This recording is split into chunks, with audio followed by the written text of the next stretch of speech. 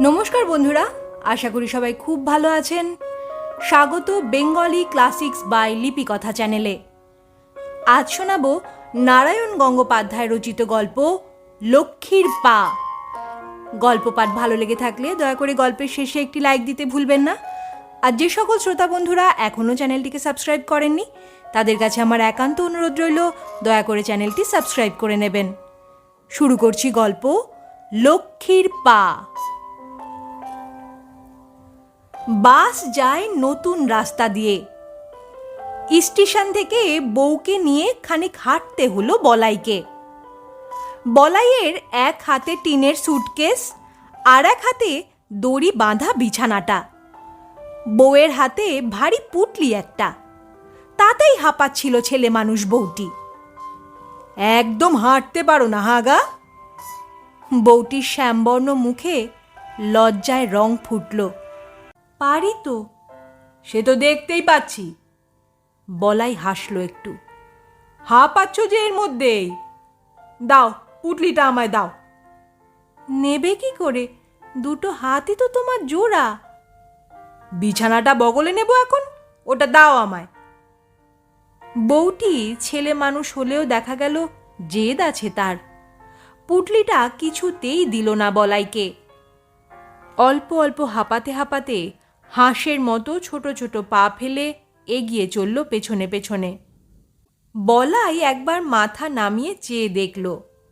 চটি ছাপিয়ে টুকটুকে আলতা রাঙা পা দুটি ভরে উঠেছে ধুলোয়। খুব কষ্ট হচ্ছে না তোমার? না, একটুও না, বউ জবাব দিল আবার। মনে মনে খুশি হলো বলাই। মেয়ে মানুষ হলেও জেদ আছে বউটার। একাত্র জেদ থাকা ভালো মেয়েদের। একেবারে ঝাঁঝ না থাকলে নেহাত ম্যাড় হলে জীবনে সোয়াদ আসে না। কিন্তু এই জেদের ফলটা ভালো হলো না আপাতত। সামনে একখানা পুরো মাঠ তখনও বাকি। তার মধ্যেই দেখা গেল হলদে সবুজ বাসখানা বেরিয়ে গেল কালো ধোঁয়া ছাড়তে ছাড়তে। একা হলে ঊর্ধ্বশ্বাসে দৌড়তে পারত সে। ডাকাত পড়া হাঁক ছেড়ে বলতে পারত, থামো হে বাস, দাঁড়িয়ে যাও একটুকুন, আমি যাব। কিন্তু বউকে নিয়ে ওই পোঁটলা পুটলি শুদ্ধ কিছুতেই সম্ভব নয় সেটা। অবশ্যই বউ যদি আগে পুটলিটা হাতে দিত তার, আর আরও জোরে পা চালাতো একটুখানি, তাহলে এখন বলতে হয়, জেদ ভালোই বউ, কিন্তু সব সময় কি ভালো? দেখলে তো, তোমার জন্যই বাসটা ধরা গেল না। কিন্তু সে কথা বলা যায় না, কিছুতেই না। বউ দুঃখ পাবে। ভারী মিষ্টি আর ভালো মানুষ বউটা, ভারী পছন্দ হয়েছে তার। না, এইসব বলা যায় না কিছুতেই। বউ বললে, একখানা বাস চলে গেল না? আমরা কোন দিকে যাব গো? ওই দিকেই। তাহলে ও বাসটা ধরতে পারলে তো এক্ষুনি চলে যেতুম আমরা। এখন তাড়াতাড়ি হেঁটে আর লাভ নেই। বাক্স বিছানা একটুখানি নামিয়ে ধীরে সুস্থে একটা বিড়ি ধরালো বলাই। তারপর জবাব দিলে, বাসের জন্য ভাবনা কি, একটু পরেই এসে যাবে আর একখানা।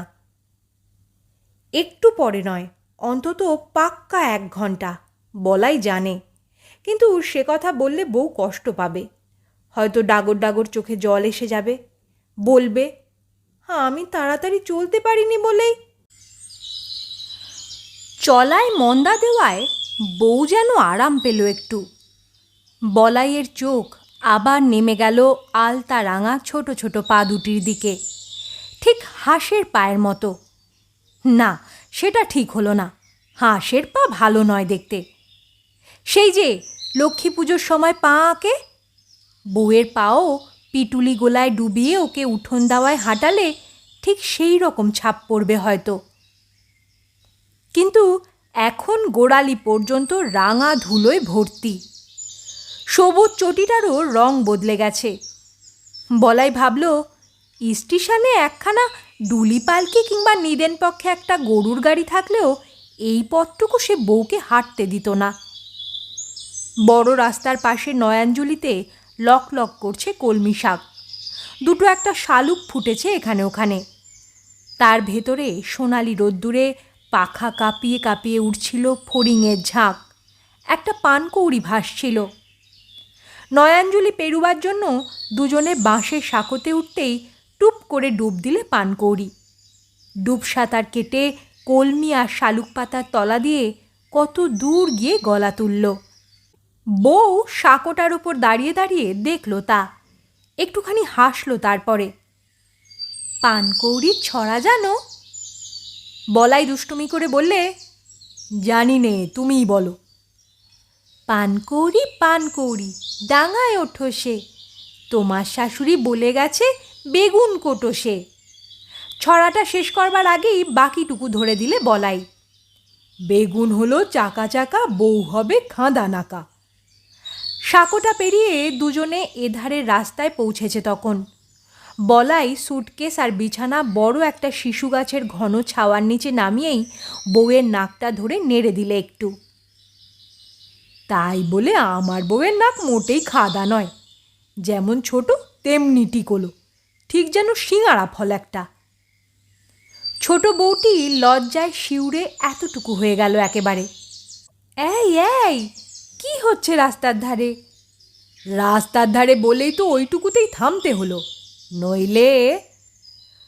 বউয়ের যে ছোট ছোট ঠোঁট দুটো আগের একটা স্টেশনে খাওয়া পানের রসে এখনও টুকটুকে হয়ে আছে, সেদিকে আড়চোখে তাকিয়ে বলাই বললে, নইলে। লজ্জায় আরও কুকড়ে বউ বললে, যাও, কি অসভ্য। বলাই হাসল, বললে, এখন বসা যাক একটু এখানেই, এই গাছের তলায়, এই জায়গাতেই বাস দাঁড়ায়। মেঘ ভাঙা আকাশ শরতের সোনালি রোদে ঝিকিমিকি। এদিকের মাঠে অনেকটাই ধুলো আর ঢিবি ছড়ানো ব্রহ্মডাঙা, একখানা গ্রাম আর কিছু গাছপালার ওপারে রেলের স্টেশন। কিন্তু রাস্তার ওধারের মাঠ আলাদা, একেবারে অন্যরকম। এখানে ওখানে কাশ ফুল ফুটেছে, তাছাড়া ধান আর ধান, কোথাও কাঁচা এখনো। সেই ধান ঢেউ খেলছে। একেবারে দূরের আকাশে কাশ ফুলের মতো ছাড়া ছাড়া মেঘ, সেই ধানের ভেতরে ছোট ছোট গাঁয়ের ছিটে ছড়ানো দু একটা তাল নারকেল। তাকিয়ে থাকতে থাকতে যেন ঘুমে ভরে আসে চোখ দুটো। মাথার ওপর শিশু গাছের পাতায় শিরশিরে হাওয়া, রোদটা সোনা মাখানো। বউ বেশ কিছুক্ষণ ধরে চুপ করে বসে সেই রোদ, সেই আকাশ, সেই ধান ক্ষেত দেখতে লাগলো। ধান ভরা মাঠের আলপথ বেয়ে বুক পর্যন্ত ডুবিয়ে কজন মানুষ যেন কোথা থেকে কোথায় যায়। ওপাশে নয়াঞ্জলির ধারে দড়ি বাঁধা একটা কালো গরু ভরা গম্ভীর গলায় থেকে থেকেই ডাক ছেড়ে ওঠে।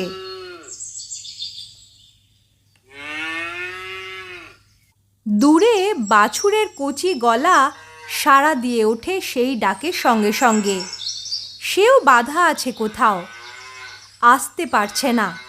আর মাঠ ভরে পাখি ওড়াউড়ি করে, বক, পায়রা, ঘুঘু, শালিক। বউ দু চোখ ভরে সেসব দেখে। তার চোখে ধানের আভা, আকাশের নীল, পাখিদের ছায়া। চারিদিক কি আশ্চর্য নির্জন। বউ যেন কি একটা মনে আনতে চায়, পারে না। হঠাৎ তার বুকের ভেতরে তীর তীর করে কান্না কাঁপে একটা। সেই সময় বিরক্তির একটা ছোট আওয়াজ বেরুলো বলাইয়ের মুখ থেকে।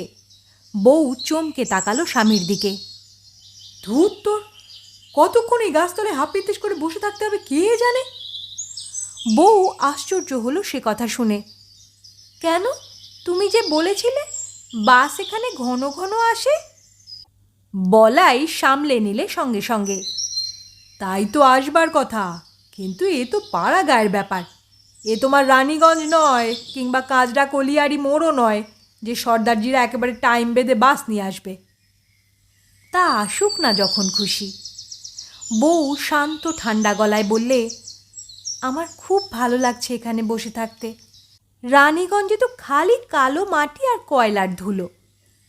ধান ভরা মাঠের দিকে চোখ ছড়িয়ে দিয়ে বউ বললে, কি শুকনো খটখটে ডাঙা, এমন ধানই হয় না ও দেশে। সে কথা অবশ্যই বলতে পারো। বলাই খুশি হলো। বাংলাদেশের কত জায়গায় তো গিয়েছি, কিন্তু আমাদের জেলার মতো এমন চোখ জুড়োনো ধান আর কোথাও দেখিনি। হাঁ গা, এমন ধান ছেড়ে তুমি কেন খাদে গেলে কয়লা কাটতে? বলাই অস্বস্তি বোধ করল। না, বলা যায় না, সে কথা এখনো বলা যায় না বউকে। হাঁ গা, তোমাদেরও নিশ্চয়ই ক্ষেত আছে, সেখানেও নিশ্চয়ই এমনি ধান ছাপিয়ে পড়ে। সেসব ধান ছেড়ে কোন প্রাণে তুমি চলে গেলে ওখানে? ওই মাটির তলায় আধারে নেমে সাঁওতাল আর হিন্দুস্তানিদের সঙ্গে কয়লার গাইতি মারতে ভালো লাগে তোমার? আহ, এই ছেলে মানুষ বউটা তো ভারী জ্বালালো। বলাই আবার বিড়ি বের করে ধরালো একটা।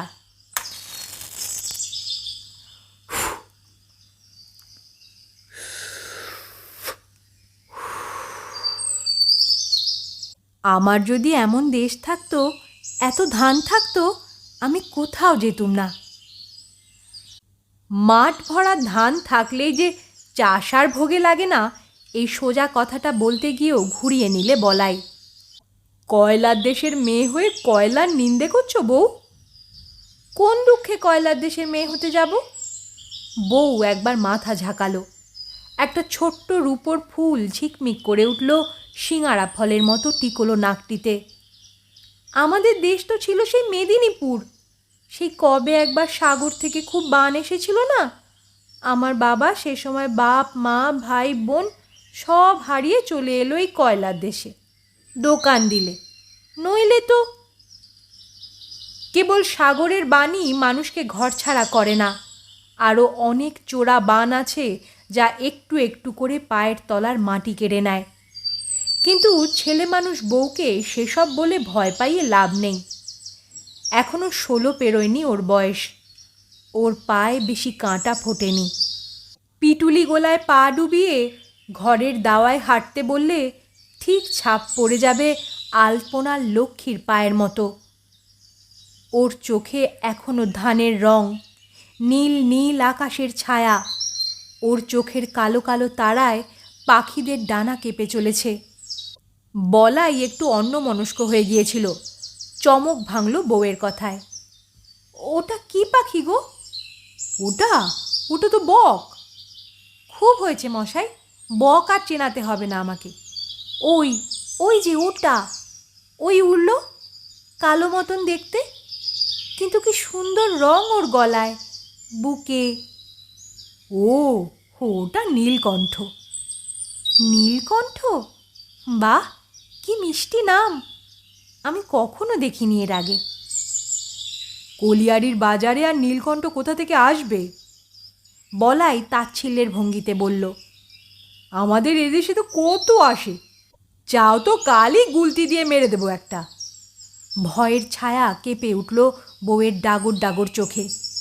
সে কি গো, এমন সুন্দর পাখি মেরে ফেলবে গুলতি দিয়ে? একটু মায়া হবে না তোমার? বলাই হাসল। তার বউটা ভীষণ ছেলে মানুষ, ভীষণ মিষ্টি। ঘরে যদি সৎমা না থাকতো, আর সেই সৎমার জ্বালায় জেরবার না হয়ে যেত ওর বাপ, যদি বাপের এক চিলতে দোকানটা নেহাত টিমটিম করে না চলতো, তাহলে বলাইয়ের ঘর দোর কোথায় কি আছে না জেনে শুধু বাঙালির ছেলে আর সজাত বলেই একটা কয়লা কাটার সঙ্গে এমন মেয়ের বিয়ে হতো? আলতা পরা পায়ে এখনো ধুলো, এমন গোল গাল ছোট্ট ছোট্ট পাও কি ধুলো মাখবার? এ মানুষকে নিয়ে যেতে হতো পালকি সাজিয়ে। একটা নিঃশ্বাস ফেলল বলাই। কি হলো গো? বলাই বললে, কিছু না, ভাবছি একটু চা পেলে ভারী ভালো হতো এখন। বউ হেসে ফেলল। এই মাঠের ভেতর চা পাবে কোথায় গো? বাড়ি চলো আগে, আমি চা করে খাওয়াবো তোমায়। বাড়ি যেতে এখনো? বলাই আবার সামলে নিল। পাড়াগাঁয়ের বাস, কিন্তু চায়ের দোকান একটা এখানে ছিল, ওদিকে যে টিনের ঝাপটা দেখছো না, ওইটে। কিন্তু ওটা তো তালা বন্ধ। বুড়ো খগেনের দোকান ওটা, 3 বছর আগে দেখে গেছি। এর ভেতরেই মোড়ে নিশ্চিন্দি হয়েছে কিনা কে জানে, নাকি কোথাও হাটে ঠাটে গেছে। মরে যাক কিংবা হাটেই যাক, চা তো আর জুটবে না। আবার নিঃশ্বাস পড়ল বলাইয়ের। না, তা জুটবে না, অথচ রানীগঞ্জ হলে। রানীগঞ্জ এত ভালো লাগে তোমার? বউ যেন দুঃখ পেল একটু। কয়লা, কেবল কয়লা, মাটি কালো, আকাশ কালো, ঘাসগুলো পর্যন্ত কালো। কেবল যখন খুশি চা খেতে পেলেই বুঝি ভালো লাগে তোমার? বউয়ের চোখে এখন ধানের রং। এখন এই শিশু গাছের ছাওয়ায়, হাওয়ায়, ঝিরঝিরানিতে ও স্বপ্ন দেখছে। ওর মনটা উড়ছে মাঠের ওপর নীলকণ্ঠ পাখি হয়ে। এখন কালো কয়লার দেশের কোনো কিছুই ভালো লাগবে না তার। বউ আবার বললে, হ্যাঁ গা, তুমি কেন দেশে থাকো না? আমাদের মাঠেও এইরকম ধান হবে নিশ্চয়। তুমি কেটে নিয়ে আসবে ঘরে, নবান্ন হবে আমাদের বাড়িতে। বলতে বলতে গলা একটু ভারী হলো বউয়ের। এতক্ষণে বুঝতে পারল ধানের খেতে চোখ ডুবিয়ে একটা তীরে কান্না কেন কাঁপছিল তার বুকের ভেতরে। 9 বছর বয়সে যে মা তার হারিয়ে গেছে, সেই মা কোন কাথি মহকুমার কোন গ্রামের কথা বলতো। সেইখানে এই রকম ধানে মাঠ ছেয়ে যেত, ফসলে গোলা ভরত, বাড়িতে উঠত নবান্নর গন্ধ। তুমি কেন দেশে থাকো না? চোখের জলের একটুখানি দোলা ছলছলিয়ে উঠল বউয়ের গলায়।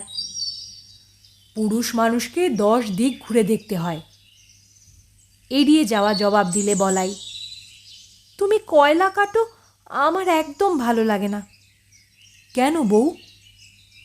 ভয় করে, ও তো মরণের গর্ত। জানি তো সব, আজ এখনিতে কাল ওখানে। বাকিটা বলতে পারল না, আতঙ্কে থমকে গেল। মরণ কোথায় নেই বউ? এই ধান ক্ষেতের সামনে বসে হঠাৎ বলাইয়ের চোখে কলিয়ারি সুরঙ্গগুলো ফুটে উঠতে লাগলো। মনে পড়ে গেল 500, 700, 1000 ফুট নিচে এই আকাশ, এই নীল, এই মেঘকে কখনো দেখা যায় না। ইলেকট্রিকের আলোয় সেই ভুতুরে গ্যালারিগুলো, সেই স্যাঁতস্যাঁতে মাটি, সেই অবিচ্ছিন্ন পাতালের জলের শব্দ, সেই ট্রলি সাইন, ব্লাস্টিং, গাইতি, মাথায় আঁটা আলো, সব সময় কেজ বেয়ে ওপরে ওঠা নামা, একটা চাপা ভয়। এই বুঝি কোনো জায়গায় গাঁইতি বসিয়ে বেরিয়ে পড়ল খানিক লুকোনো গ্যাস। কোথায় একটা লিক করলো ইলেকট্রিক লাইনে, একটা স্পার্ক, গ্যাস, কোল ডাস্ট, আর তারপর বড় ধেমো। তারপর আরও অনেক, রানীগঞ্জে, আসানসোলে, ঝরিয়ায়। একবারের জন্যে সবটা ঘূর্ণির মতো ঘুরে গেল মনের সামনে। কিন্তু এই ছোট্ট নতুন মিষ্টি বউটাকে এসব কথা বলা যায় না। বলাই নিজের কথারই জের টানল। মরণ কোথায় নেই বউ? ধানের খেতে কাজ করতে করতে কালকে উঠে ছোবল দিতে পারে, লাঙল দিতে দিতে মাথায় বাজ পড়তে পারে। বউটা ছোটোখাটো হলে কি হয়, তেজি, বেশ তেজি। থামো বলে আলতোভাবে ধমকে দিল স্বামীকে। এইসব নানান ভাবনার মধ্যেও বলাইয়ের মনে হলো মেয়ে মানুষের একটু তেজি হওয়া ভালো। একেবারে ঠান্ডা ম্যারম্যারে হলে জীবনে সোয়াদ থাকে না। বউ বললে, থামো, বোকা ভুলিও না আমায়। আমি রানীগঞ্জের মেয়ে, কয়লা খনির কথা আর আমাকে শেখাতে হবে না। তোমার কয়লা কাটা আমার ভালো লাগে না, সব সময় বুক কাঁপে। আরও তো অনেক মানুষ পিঠে নামে বউ। নামুক গে, সাঁওতাল আদিবাসীরা যা খুশি করুক, ওরা তো মরবে জেনেই আসে। মরবে জেনে কেউ আসে না বউ। বলাই জোর করে হাসল। তারাও মানুষ, প্রাণের দাম তাদেরও আছে। তাছাড়া কেবল ওদের কথাই বলছো কেন? এখন তো কলিয়ারিতে বাঙালিরাও কয়লা কাটে, আমাদের ওখানেই তো কজন আছে। থাকুক গে, তারা তো পেটের দায়ে এসেছে। আমাকেও যেতে হয়েছে পেটের দায়। না, কখনো না। হ্যাঁ গা, তোমার জমি আছে, ধান আছে, দেখো তো চেয়ে মাঠের দিকে, কত কত ধান। মা বলতো ধানেই লক্ষ্মী। কেন তুমি ধান ছেড়ে চলে গেলে কয়লা কাটতে? বলাই দাঁতে দাঁত চাপলো একবার। বউ স্বপ্ন দেখবে, আরও কিছুক্ষণ স্বপ্ন দেখবে। তারপর বাস আসবে, যেতে হবে 15 মাইল পথ। সেখান থেকে আবার এই পুটলি সুটকেস বিছানা নিয়ে হাঁটতে হবে প্রায় কোষখানেক। তখন বউ জানবে কেন সে বউকে নিয়ে এই সময় গ্রামে চলে এলো হঠাৎ। কি দরকার ছিল তার? সেও কি হঠাৎ নিজের বুকের ভেতরে এই মাঠ, এই সোনালি রোদ, এই আকাশ আর এই ধানের কান্না শুনতে পেয়েছিল? না হলে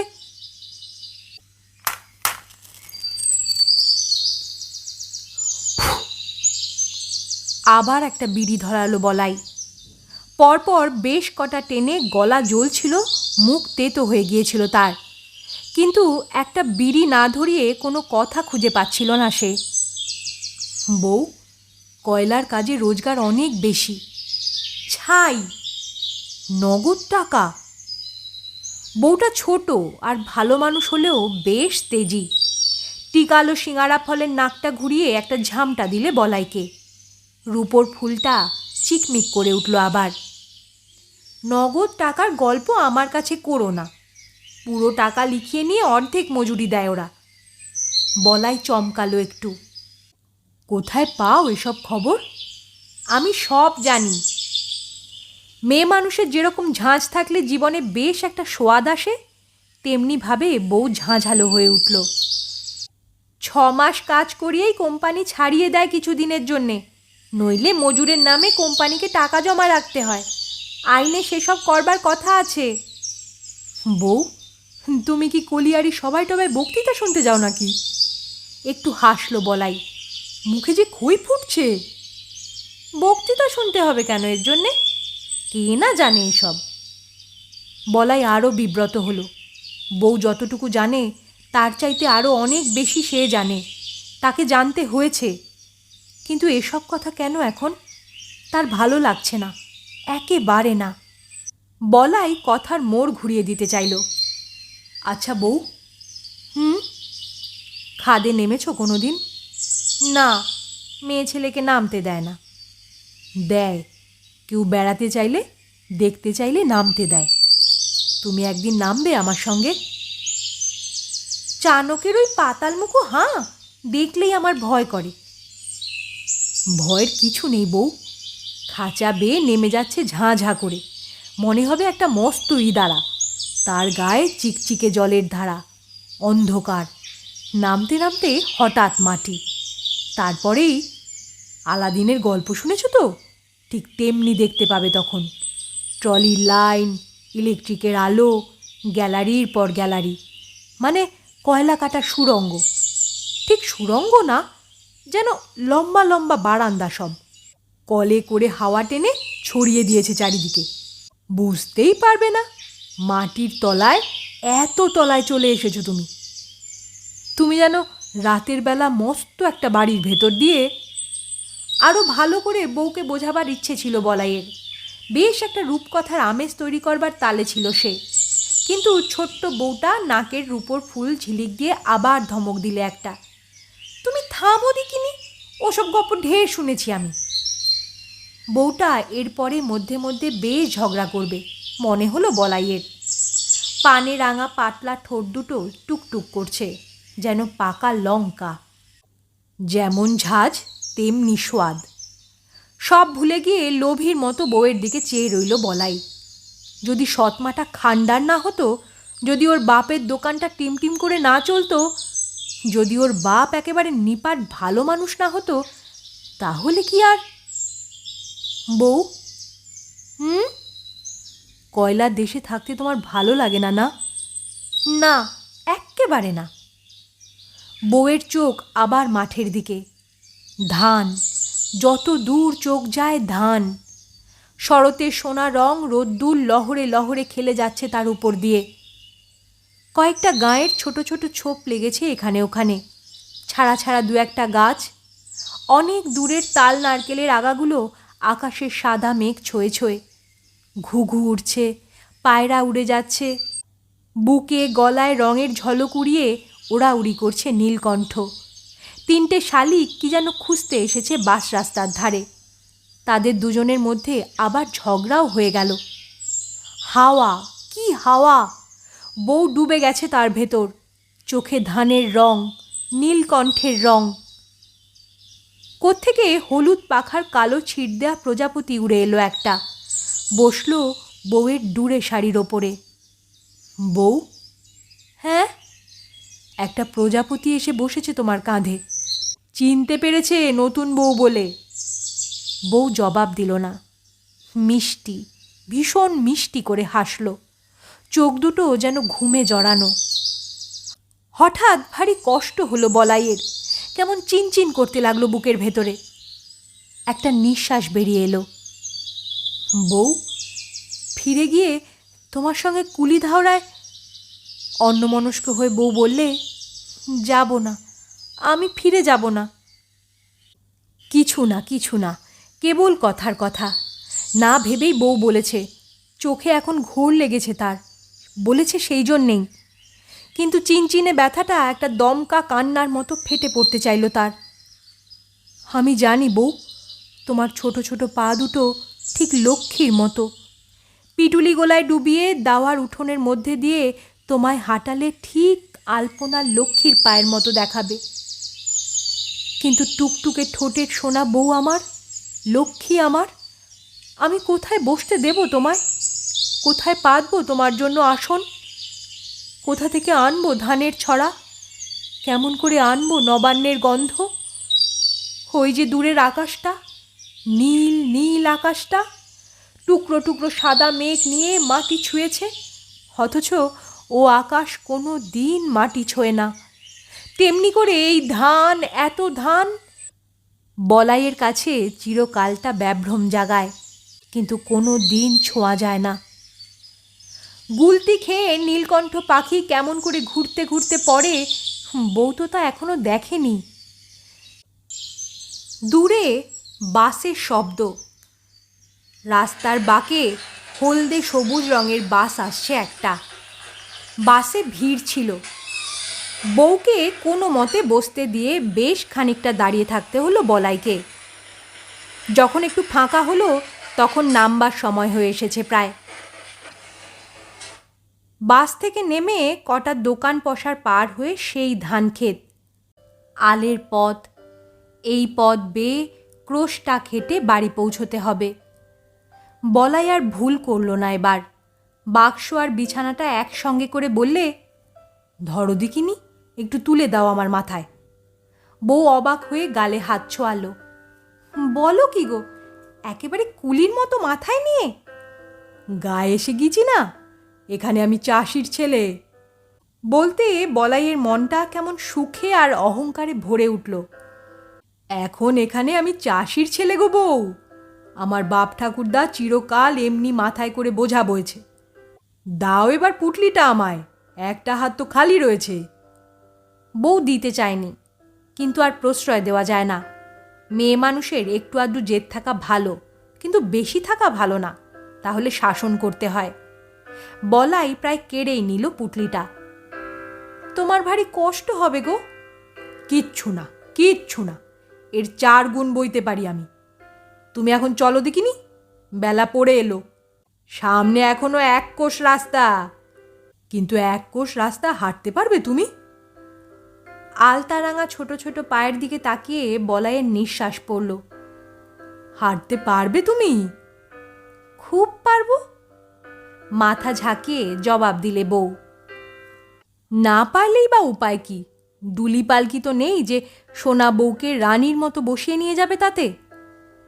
আশেপাশে একটা গরুর গাড়ি থাকলেও কথা ছিল, কিন্তু তাও তো দেখা যাচ্ছে না। বলাই বললে, বউ চলো চলো।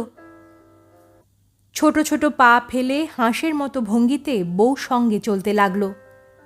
এখানেও দুধারে ধান, রং ধরা ধান। ভরার ছড়াগুলো কোথাও হেলে পড়েছে আলের দিকে, কোথাও লুটিয়ে নেমেছে মাটিতে। চলতে চলতে সেই ধান দুজনের গায়ে ছোঁয়া বুলোতে লাগলো। মাথার ওপর উঠতে লাগলো পাখিরা, হাওয়ায় ঢেউ দিতে লাগলো। ফড়িং পোকা ঘুরতে লাগলো আশেপাশে।